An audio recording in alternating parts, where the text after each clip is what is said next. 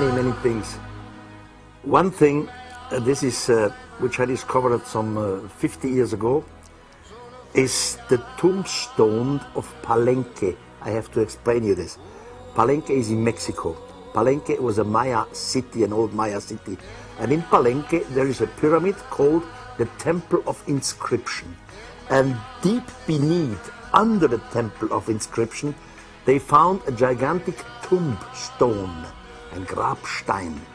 It's quite a block because it's 3.8 meter long and 2.2 meter large. And on this block, a fantastic engraving.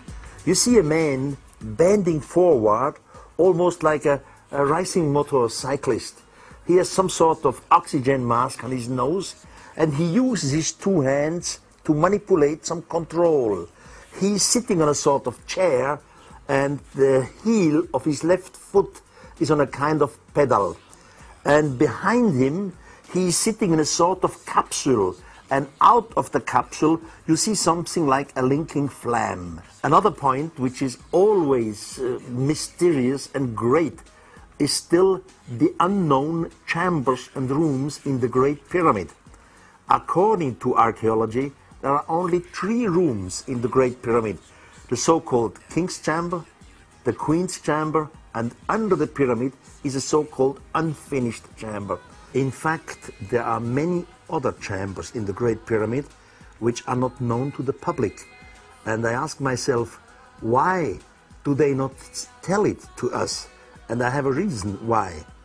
The Great Pyramid was not only constructed by ancient Egyptians, there are other forces.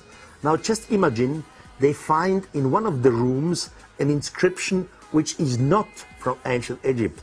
This would be a catastrophe for the Egyptians, so they cannot tell it to the public. It would be a disaster in Egyptology. Some of the crop circles are fakes. We know it. Some students made some fakes, even with their professors.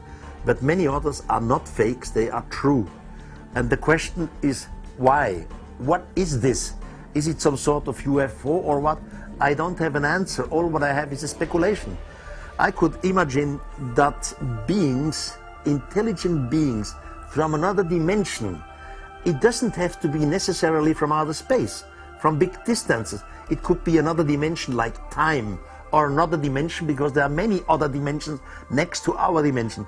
So an intelligent form of life from another dimension tries to communicate with us. And they have the possibility to do this with crop circle. But of course, humans are so stupid, they don't believe in nothing. Soon as they have one fake, they say everything is fake. And they don't take it seriously. And it's a shame for the scientific community that they do not take these phenomena seriously. I am sure if we would answer in the same way, for example, we would create crop circles, they send us a mathematical message, and now we continue with the mathematical message. Then we have some sort of communication between the other dimension and us. But in this world, nothing happened. There is definitely life out there. There are billions and billions of stars, and simply from point of view of statistics, there must be thousands and thousands of extraterrestrial civilizations out there. And of course, some of these civilizations are much more advanced than us. We are still trying to make contact with extraterrestrials in form of radio signals. But radio signals for them is probably a primitive way of getting into contact. There must be other meanings than radio signals, because radio signals, as everybody knows, in 1 second you have 300,000 kilometers. That means if you have a contact, for example, with the Alpha Centauri, which is around 4 light years away, and now we would ask them with radio signals, how are you? Has Jesus Christ visited you too? And it takes 8 years before you get the answer. That makes no sense in interstellar communications. So an advanced civilization must have other meanings of communication. So I do not exclude these cases of contact, which you say. The problem we have, different humans, different peoples, they tell us they have contact, some sort of mental contact. The problem is, you have to believe them or not, because they have nothing in their hand. No proof. You always have to believe it. Are these personalities honorous personalities? Are they correct, or are they telling us stories? So that's the problem we have. You believe it or you don't believe it. According to the Maya calendar, the extraterrestrials will return. But now you have to explain the Maya calendar. We have a calendar in our Western world which has 365 days. The Mayas also had a 365 calendar, which is very useful for the nature, for example. You know, now you can make seedings, etc. Then they had a second calendar, which only had 260 days. Now you have to imagine two different cogwheels. One cogwheel is a little one with 260 cogs. The other one is a bigger one, 365 cogs. Now you put these two cogwheels together and you make a marking, for example, with a red lipstick. Now you start to turn these two cogwheels. How long will it take before the red marking comes together again? It's exactly 18,980 days or 52 years. The Mayas believed that every 52 years or multiplication of 52, the gods will return.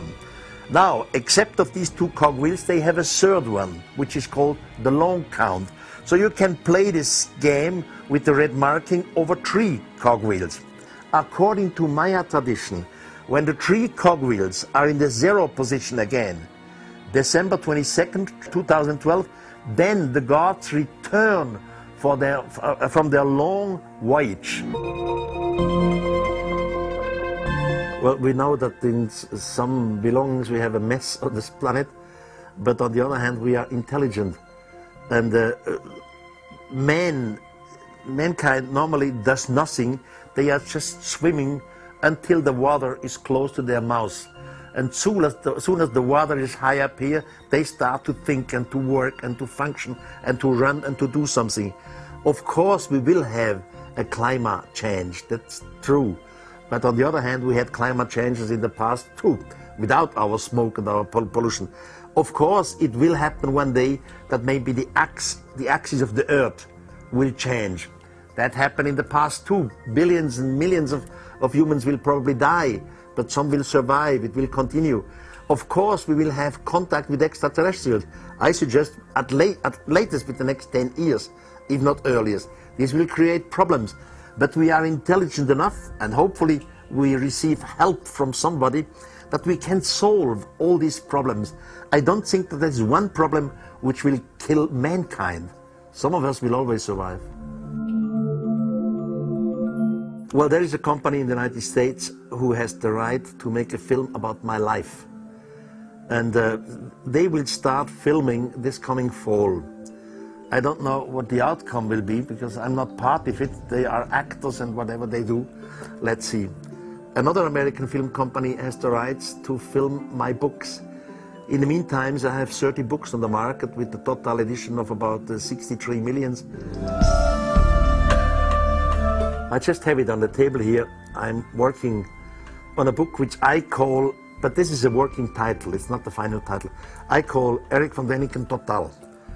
You know, in my previous books, I always have speculated and have hypotheses and theories, and in the meantime, I say no. I'm knocking them down and say, here you have it, believe it or leave it. I don't care. I'm 73 in the meantime, and I have to come to the close. And in this new book, I just bring the hardest, absolutely the hardest evidence, mostly in pictures, 400 pictures, then make about what you wish.